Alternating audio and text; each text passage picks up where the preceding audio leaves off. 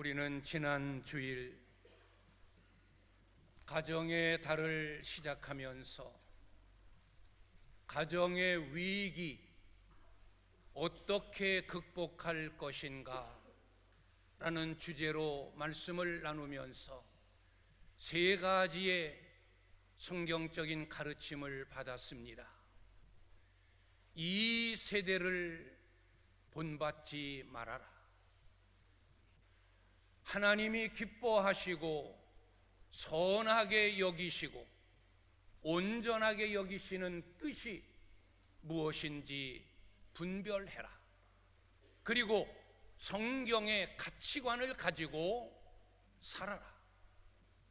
부부의 도리로 책임을 다하고 부모의 책임을 감당하고 자녀로서의 도리를 다하라는 가르치심이셨습니다. 오늘 이 시간에는 예수님의 세 가지 명령, 예수님의 세 가지 분부라는 주제로 말씀을 준비했습니다. 오늘 우리가 읽은 사도행전 1장 1절부터 11절까지의 말씀은 예수님께서 부활하시고 40일 동안 이 땅에 머무시다가 이제는 하늘로 승천하실 때에 그 모습을 지켜보고 있는 제자들과 그리고 많은 무리들에게 당부하고 분부하시고 명령하신 내용입니다. 우리는 지난 3월 31일을 부활주일로 지켰습니다. 그리고 40일이 지난 날은 지난 5월 9일 엊그제 목요일, 그때 주님이 승천하신 날입니다. 주님이 승천하시고 이제 오늘 첫 주일을 맞이하는 이 시간, 예수님께서 승천하실 때 제자들에게 당부하고 분부하셨던 이 말씀, 오늘 우리들에게, 이 땅에 있는 모든 교회들에게 분부하시는 명령임을 알고 오늘 주님이 분부하신 세 가지 명령, 교회가 지켜야 할 세 가지의 명령을 이 시간 생각하며 함께 은혜를 나누려고 합니다. 우리는 지금 예수님의 승천하심과 예수님의 재림, 그 중간 시대에 살아가고 있습니다. 이 시대를 교회 시대 또는 성령의 시대라고 말씀합니다. 우리 교회들에게 주님이 마지막으로 당부하신 분부가 무엇일까? 저는 세 가지로 살피며 이것은 우리에게 주신 사명이고 우리가 하나님 나라 이룰 때까지, 주님이 다시 이 세상에 오실 때까지 우리가 감당하고 지켜야 할 본분이요 사명이라고 하는 것입니다. 첫째는 너희는 예루살렘을 떠나지 말고 아버지의 약속하신 바 성령을 기다려라. 그러면 몇 날이 못 되어 너희가 성령으로 세례를 받으리라 말씀하셨습니다. 아버지의 약속하신 것을 기다려라. 아버지의 약속하신 것이 무엇입니까? 성령입니다. 주님은 승천하시기 전에도 제자들에게 말씀하실 때마다 내가 가면 또 다른 보혜사 성령을 너희에게 보내주리라 라고 말씀하셨어요. 이건 하나님의 약속이요 주님의 약속하심입니다. 이걸 다시 한번 마지막 제자들과 이별하시면서 확인하시는 겁니다. 너희는 성령을 기다려라. 아버지의 약속하신 성령을 기다려라. 또 다른 보혜사 성령을 기다려라. 기다려라. 그냥 무작정 기다리라는 것이 아닙니다. 먹고 마시고 놀고 그렇게 세상을 살아가면서 기다려라 라는 것이 아닙니다. 제자들은 기다리라는 주님의 분부를 듣고 그들이 취한 행동이 무엇입니까? 오늘 주님이 승천하시고 12절의 말씀을 보면 그들이 감람산에서 내려옵니다. 그리고 예수님과 함께 마지막 식사를 나눈 마가 요한의 어머니 집 다락방으로 모입니다. 그 다락방에 모여서 그들이 행한 일은 기도였습니다. 그들은 기도하면서 아버지의 약속하신 성령을 기다렸습니다. 무작정 기다린 것이 아니라 오로지 기도에 전혀 힘쓰면서 기도하면서 기다렸어요. 기도하면서 하나님께서 우리에게 약속하시고 주님께서 우리에게 약속하신 성령, 그 성령을 기다리고 또 기다리고 또 기다렸습니다. 기도했습니다. 기도는 모든 그리스도인의 기본입니다. 기도는 그리스도인의 기본이에요. 그래서 우리는 일상생활을 살아가면서 밥 먹을 때도 기도, 아침에 일어나서도 기도, 직장에 출근해서도 기도, 운전하려고 운전대에 앉아서도 기도, 밤에 잠잘 때도 기도, 특별한 일이 있을 때도 기도, 어떤 일을 선택하고 결정할 때도 기도, 기도, 기도, 기도. 모든 그리스도인들은 기도가 기본입니다. 기도하지 않으면 아무것도 이루어지지 않습니다. 기도하면 안 될 일도 이루어지고 불가능한 일도 실현 가능한 일로 바뀌어집니다. 이것이 기도의 능력이고 이 기도의 능력이 우리 모든 그리스도인들에게 주신 특권 중에 특권이에요. 누구든지 예수 그리스도의 이름으로 아버지 하나님께 기도하면 아버지께서 다 우리가 기도한 것들을 시행하시겠다고 하셨습니다. 왜 힘듭니까? 왜 어렵습니까? 왜 안 됩니까? 왜 기쁨이 없고 평안이 없습니까? 왜 실패합니까? 왜 좌절합니까? 왜 낙심하고 절망합니까? 기도가 없기 때문입니다. 기도가 밑바탕 되지 않기 때문입니다. 기도하지 않았기 때문입니다. 기도하지 않으면 아무것도 이룰 수 없습니다. 기도하지 않으면 아무것도 되지 않습니다. 기도하지 않으면 오직 나만 생각합니다.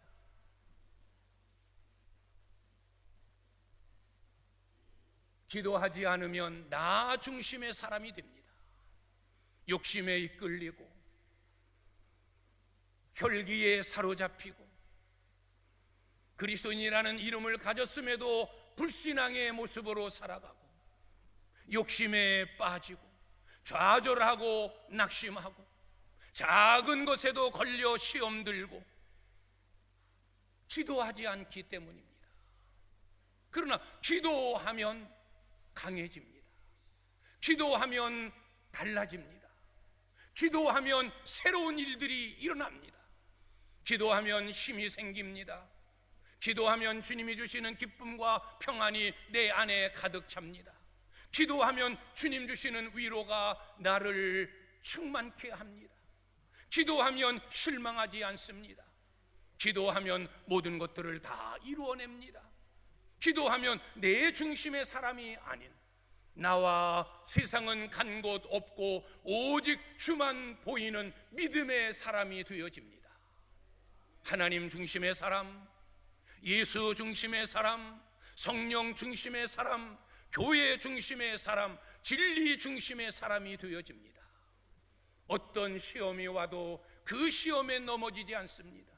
세상 욕심에 이끌려 방탕하고 술 취하고 아무렇게나 살지 않습니다. 그렇게 되지 않습니다.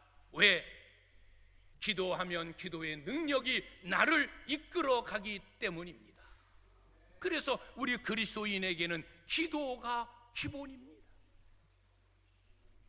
예수님이 부활하시고 승천하시기 이전과 그 후에 제자들의 삶을 비교해 보십시오. 주님은 제자들에게 기도하라고 당부하셨습니다. 졸고 잠자는 제자들을 가셔서 몇 번씩 깨우시면서 너희가 나를 위하여 한시도 깨어 있을 수 없느냐? 시험에 들지 않도록 깨어 기도하라. 기도를 그토록 당부하셨어요. 그러나 기도하지 않았던 제자들의 모습은 어땠습니까? 지푸라기처럼 연약했습니다. 조그만 일에도 두려워 떨었습니다. 말만 앞세웠지 말과는 전혀 다른 삶으로 주님을 실망시켰습니다. 주님의 수제자인 베드로 예수님을 3번씩이나 부인하고 저주하고 맹세하는 배반자가 되어져 버리고 말았습니다.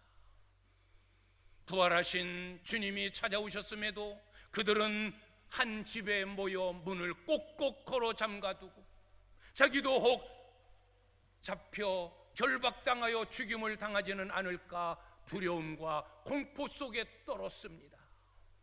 그러나 예수님이 부활하시고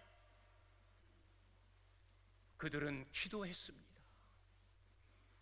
예수님이 승천하시면서 남기신 말, 너희는 기다려라. 그들은 기도하면서 약속하신 성령을 기다렸습니다. 그리고 성령을 받았습니다. 성령 충만하니까 그들에게서 두려움 다 사라졌습니다. 주님을 위하여 죽는 데까지 가겠습니다. 입으로만의 말이 아니라 정말 사실 그대로 모든 제자들, 사도 요한을 제도한 11명의 제자들은 다 복음을 위하여, 예수님을 위하여 십자가에 거꾸려 순교하고 여러 가지 잔인한 방법의 목숨을 잃으면서도 주를 증거하는 담대한 믿음의 사람들이 되었습니다. 이제 우리는 다음 주일을 성령 강림 주일로 지킵니다. 그들이 기도했을 때 주님의 약속대로 성령이 강림합니다. 성령이 임하십니다. 성령 충만의 비결이 뭔가? 기도예요. 기도하는 자는 성령 충만합니다. 그래서 세상 욕심에 이끌려 자기 멋대로 살지 않습니다. 기도하는 사람은 성령 충만하여 성령이 이끄시는 대로 성령의 열매를 맺으며 삽니다. 그래서 기도는 모든 그리스도인들의 기본입니다. 좋을 때도 감사의 기도, 어려울 때도 주님을 의지하며 주님께 부탁하고 문제를 주님 앞에 내어놓아 주님을 통해서 해결하려고 하는 기도, 일어나도 기도, 잠자도 기도, 앉아있어도 기도, 움직여도 기도, 가정에서도 기도, 교회에서도 기도, 직장에서도 기도, 내가 있는 곳에서도 기도. 기도는 모든 그리스도인의 기본입니다. 기본이 잘못되면, 기초가 무너지면, 기초를 잘못 다지면 그 위에 아무리 좋은 것을 세워도 그건 언제 무너질지 모르는 사상 누각이 되어지는 겁니다. 그러나 기도하면, 기도하고 시작하면, 기도하고 결정하면, 그리고 늘 기도하면 주님이 세우시기에, 주님이 지켜주시기에, 주님이 함께 하시기에 모든 일들은 다 은혜롭게 이루어지고 불가능한 것도 가능 실현되어지는 은혜가 넘칠 줄 믿습니다. 너희는 기다려라. 예루살렘을 떠나지 말고 기다려라. 그냥 먹고 마시면서 무작정 기다림이 아니다. 기도해라 라는 주님의 분부, 첫 번째 가르침, 첫 번째 명령이셨습니다. 우리도 다시 주님 오실 때까지 늘 기도를 우리의 삶에서 떠나보내지 말고 늘 매일 사도 바울의 고백대로 쉬지 않고 쉬지 말고 늘 기도하는 여러분들이 되시기를 주님의 이름으로 축원합니다. 두 번째 분부는 오직 성령이 너희에게 임하시면 너희가 권능을 받고 예루살렘과 온 유대와 사마리아와 땅끝까지 이르러 내 증인이 되리라 말씀하셨습니다. 그들이 오로지 기도하며 아버지의 약속하신 것을 기다리며 기도하면 성령이 임하실 것임을, 다른 보혜사 성령을 보내주실 것을 이미 주님은 아셨어요. 그래서 기도해라, 기도하면서 기다려라 라는 첫 번째 분부에 이어서 이제 너희가 기도하면 성령이 너희에게 임하시는데, 성령이 너희에게 임하면 너희는 권능을 받게 된다. 그 권능을 가지고 예루살렘, 온 유대, 사마리아 땅끝까지 이르러 내 증인이 되리라 라고 분부하십니다. 내 증인이 되리라. 복음의 증인, 예수의 증인이 되리라는 겁니다. 우리가 오늘 이 문맥의 말씀을 잘 봐야 돼요. 내 증인이 되라가 아니에요. 내 증인이 되리라입니다. 되라와 되리라와는 완전히 다른 문맥이에요.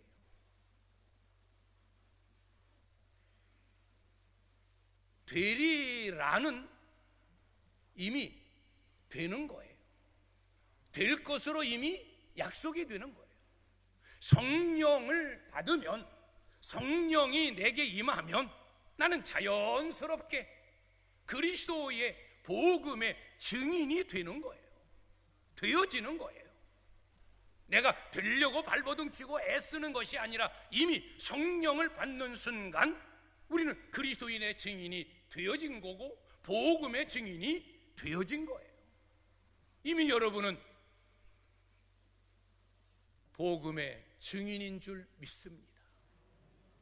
증인이 되려고 발버둥 치고 노력하는 자가 아니라 이미 우리는 성령을 받은 자이기 때문에 그리스도의 증인이 되어진 거예요. 자연스럽게 되어진 거예요. 우리는 증인이에요. 예수를 전하는 증인, 복음을 전하는 증인. 증인은 본 것, 깨달은 것, 들은 것, 자기가 확신한 것을 많은 사람들에게 진술하여 알리는 자가 증인이에요. 우리는 예수의 증인이에요.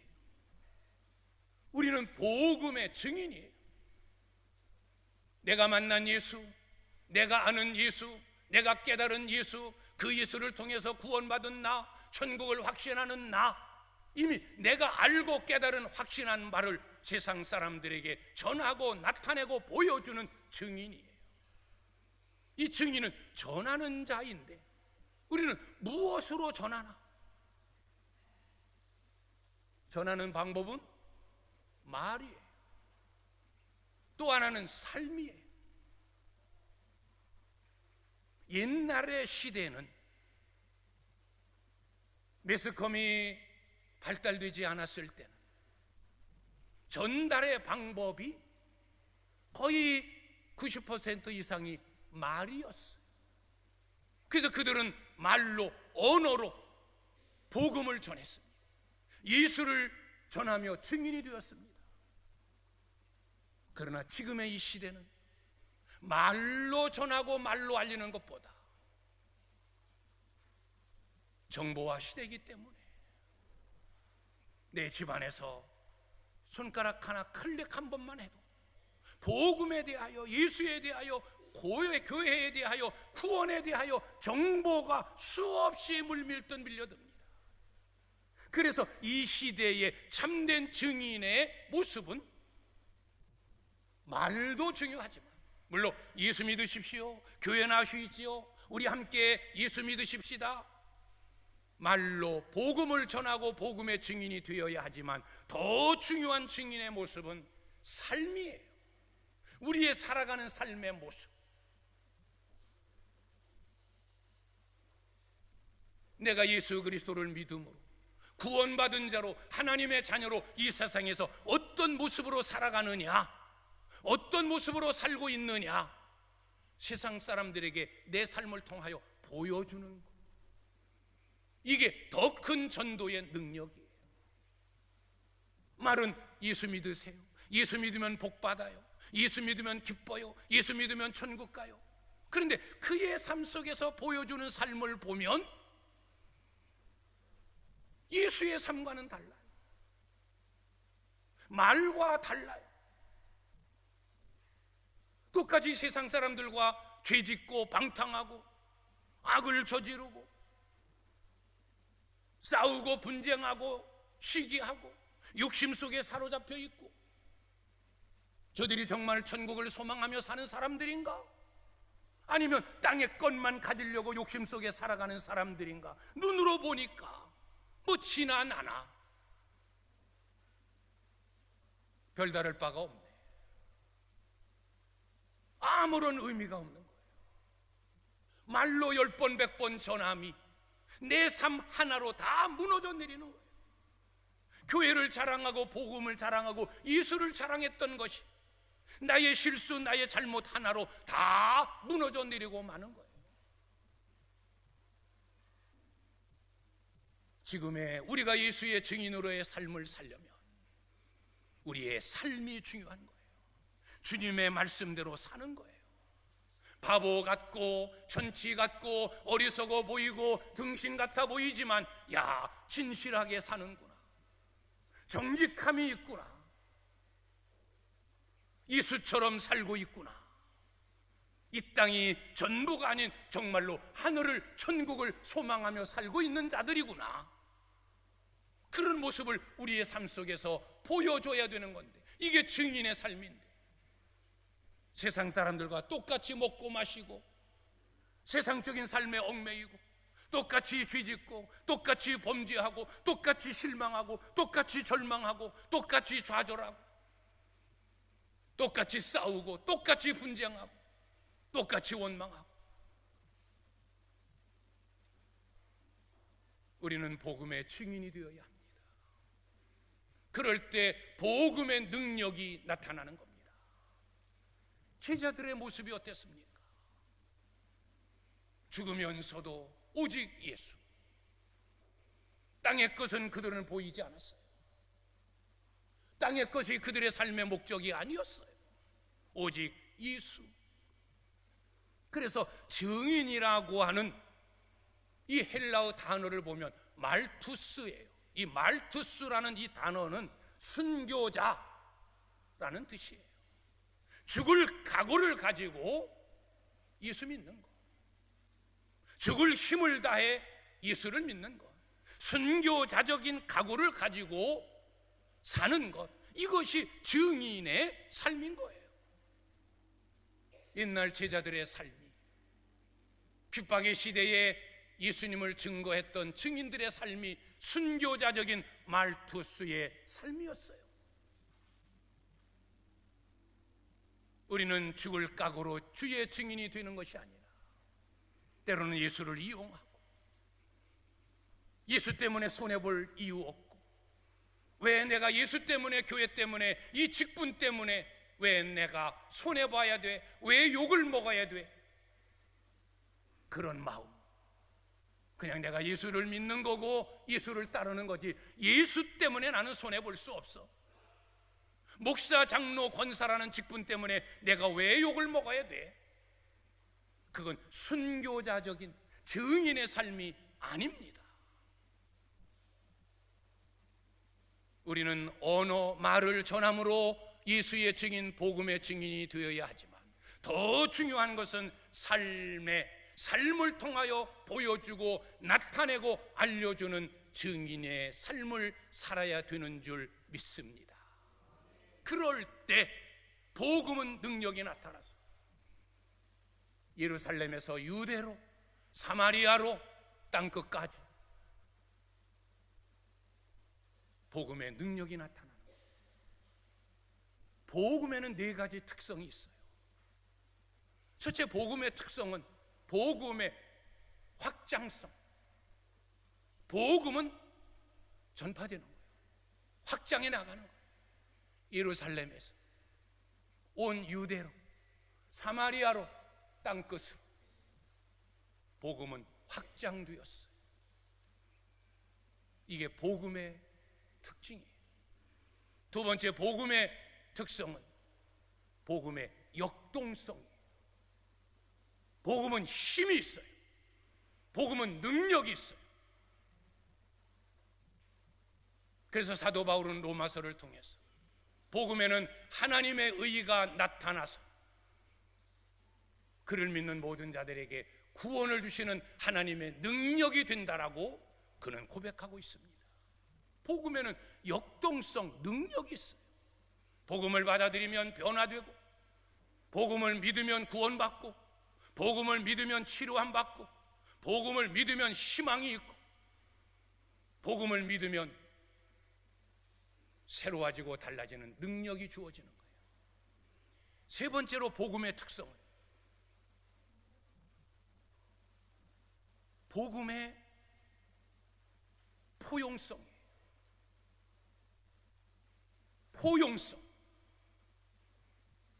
복음에는 나와 너, 적이 없어요. 복음을 받아들이면 복음의 능력은 하나 되게 하는 능력이에요. 그래서 예루살렘과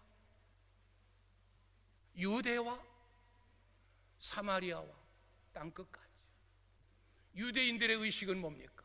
오직 우리 할례받은 우리 유대인들만 하나님의 자녀고, 우리 유대인들만 구원받았고, 우리 유대인들만 하나님의 택한 민족이다. 그런데 복음은 그걸 뛰어넘는 거예요. 다 포용하고 다 수용하는 거예요. 죄인도, 악인도, 유대인도, 헬라인도, 야만인도 다 하나 되게 하는. 그래서 유대인들이 가장 적대시하고 싫어했던 사마리아, 이방인까지 복음은 다 하나로 수용합니다. 하나로 끌어안고 포용합니다. 우리 유대인만이 아니다. 사마리아인도 복음으로 예수의 사람이다. 한 자매, 한 형제, 한 가족이다. 전 세계에 흩어진 모든 이방인들 다 우리의 한 가족이다. 복음은 수용성, 포용성, 관용성을 가지고 있는 거예요. 그래서 복음을 받아들인 자는 시기하고 질투하고 미워함이 없어요. 너는 내 편, 그래 가까이 와. 너는 나를 내가 싫어해. 그게 아니에요. 이건 복음을 받아들인 자의 삶의 모습이 아니에요. 교회 안에서도 눈을 기고 싫어하고 등 돌리고 마음의 응어지로 꽉 차 있는 것, 이건 복음의 능력을 상실한 자예요. 복음이 내 안에 들어오면 관용성, 수용성, 포용성을 다 끌어안는 거예요. 우리는 한 가족이다. 내가 미워했지만 우리는 한 형제야. 손잡고 화해하고 미움, 시기, 질투 다 버리고 하나가 되어지는 것, 이게 복음의 능력이고 복음의 역사예요. 이게 교회 안에서 이루어져야 되는데, 교회 안에서 시기하고 질투하고 너는 나의 경쟁자야, 너는 나의 라이벌이야, 너는 나와 함께 할 수 없어. 괜히 시샘하고 시기하고. 아니에요. 이건 복음의 은혜를 상실한 자예요. 복음은 수용성, 관용성을 가지고 있어요. 그리고 복음은 공공성이에요. 복음은 복음을 받아들이면 한 공동체가 되는 거예요. 우리는 오창교회라고 하는 한 공동체의 일원이에요. 우리가 어떻게 오창교회를 통해서 하나의 공동체가 되었습니까? 복음 때문에, 복음으로 인하여 전혀 몰랐던 남남이었던 우리들이 이렇게 가까이 하나가 되어지고, 목사님, 장로님, 권사님, 집사님, 이런 가까운 것이 어떻게 이루어졌습니까? 복음 때문에, 복음으로 인하여. 그래서 복음은 공공성, 복음이 들어가는 곳에는 하나 되게 하는, 교회라고 하는 공동체를 세우게 되어주는 거예요. 이게 복음의 특성이에요. 우리는 말로, 특히 우리의 삶으로 복음의 증인으로 살아야 됩니다. 그러면 자연히 복음은 확장되어져. 복음이 들어가는 곳마다 능력이 나타나고, 그 복음이 닿는 곳마다 하나가 되고 한 공동체를 이루는 복음의 역사가 나타나는 줄 믿습니다. 마지막 세 번째로는 하늘로 가심을 본 그대로 오시리라. 예수님이 승천하시면서 대신 주님 좌우편에 섰던 천사들이 말을 해줍니다. 너희들 왜 하늘만 멍하니 쳐다보고 있느냐? 주님이 하늘로 가신 것처럼, 너희가 하늘로 가심을 본 것처럼 다시 주님이 오시는 것도 볼 것이다. 하늘로 가심을 본 그대로 오시리라. 오시리라. 재림 신앙을 가지고 살라는 거예요. 우리는 지금 재림 신앙을 가지고 사는 거예요. 이미 예수 그리스도의 구속 이루어졌어요. 예수님의 부활 이루어졌어요. 이제는 예수님의 재림, 그 재림만 남았어요. 우리는 재림 신앙을 가지고 사는 거예요. 재림 신앙이 무엇입니까? 마태복음 25장에 그 유명한 세 비유가 있지 않습니까? 열처녀 비유. 열처녀 비유 중에 지혜로운 다섯 처녀, 등과 기름을 준비해서 신랑을 맞이하여 혼인잔치에 들어갔던 5명의 지혜로운 처녀. 재림 신앙으로 살라는 것은 준비하라는 거예요. 등과 기름을 준비하라. 등은 믿음이에요. 기름은 행위예요. 믿음과 행위가 일치되어야 돼요. 자주 드리는 말씀입니다만, 믿음이 먼저냐, 행함이 먼저냐? 믿음으로 구원받느냐, 구원으로, 행함으로 구원받느냐? 괜히 이런 것 가지고 토론하고 논쟁하고 무엇이 맞고 무엇이 틀리고 그럴 필요 없어요. 믿음과 행함은 함께해요. 같이 가는 거예요. 기차의 두 레일과 같아요. 믿음이 이만큼이면 행함도 이만큼이에요. 행함이 이만큼이면 믿음도 여기가 있는 거예요. 행함은 여기인데 믿음은 여기 있을 수 없어요. 믿음은 이만큼인데 행함은 여기일 수 없어요. 믿음만큼 행하는 거예요. 믿음으로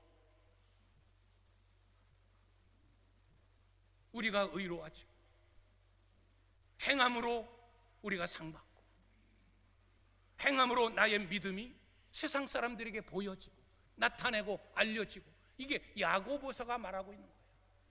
너희의 행함으로 너희의 믿음이 증거되어지고 있는 거다. 아브라함이 그냥 믿음의 사람이 됐느냐? 기생 라합이 그냥 믿음의 사람이 된 줄 아느냐? 그들의 행함을 봐라. 독자까지 아끼지 않고 바치는 그 행함이 그의 믿음을 만든 거다. 재림신앙은 믿음과 행함으로 사는 거예요. 등과 기름을 함께 준비하는 거예요. 두 번째로는 충성이에요. 재림신앙을 가진 자는 충성이에요. 달란트 비유에서처럼 맡겨진 직분, 주신 달란트 열심히 일해서 남기는 착하고 충성된 종아, 잘했다. 충성하는 거예요. 이게 재림신앙이에요. 마지막 세 번째로는 선행이에요. 양과 염소의 비유를 통해서 너희가 내가 굶주렸을 때 먹을 것을 주었고, 내가 목마를 때 마실 것을 주었고, 내가 헐벗었을 때에 옷을 입혀 주었고, 내가 병들었을 때 나를 돌아보았고, 내가 옥에 갇혔을 때 나를 찾아보았다. 그때 오른편에 있는 자들이 주님, 우리가 언제 주님을 먹을 것 드렸으며 마실 것 드렸으며 옷을 드렸으며 언제 주님을 우리가 찾아갔습니까?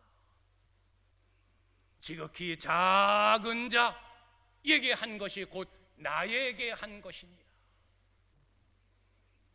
왼편에 있는 염소의 무리들에게 똑같이 말씀합니다. 너희는 내가 배고플 때 먹을 것 주지 않았다. 목마를 때 마실 것 주지 않았다. 내가 옥에 갇혔을 때 돌아보지도 않았다. 내가 헐벗었을 때 너는 나에게 아무것도 입혀주지 않았다. 왼편에 있는 자들이 항변합니다. 주님이 그러셨다면 우리가 왜 안 그랬겠습니까? 주님이 언제 굶주렸으며 언제 옥에 갇혔으며 언제 병드셨습니까? 그런 일 없기 때문에 우리는 주님께 안 했습니다. 그들에게 주님이 하신 말씀, 지극히 작은 자 소자에게 하지 않은 것이 곧 나에게 하지 않은 거다. 주님은 선행을 말씀하셨어요. 선행, 우리 그리스도인에게 있어서 선행 중요한 거예요. 너희가 전에는 어둠이더니 이제는 주 안에서 빛이다. 빛의 자녀들처럼 행하라. 빛의 열매는 착함과 의로움과 진실함에 있느니라. 여기 착함을 주님 말씀하고 있어요. 선행, 베풀고 나누고 섬기는 자.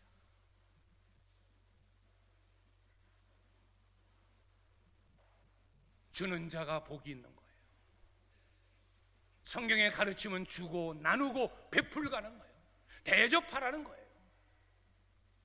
돈 많은 거 자랑하지 말고 베풀고 나누고 섬겨라. 주어라. 대접하라. 그것이 선지자의 강령이니라.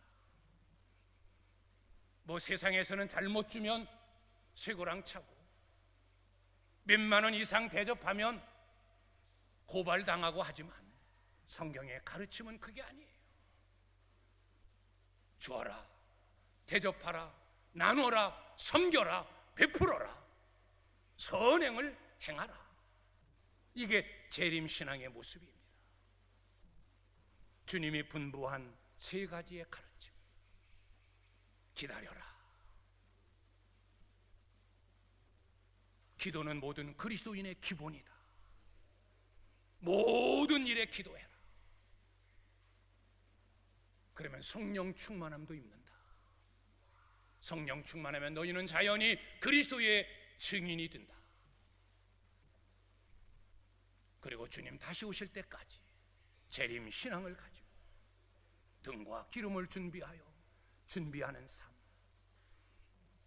5달란트, 2달란트 맡은 자처럼 충성하는 삶.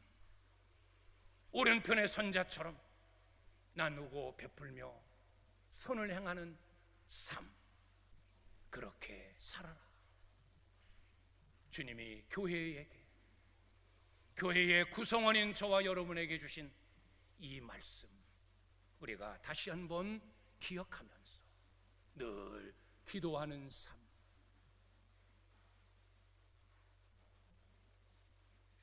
성령 충만하여 증인되는 삶,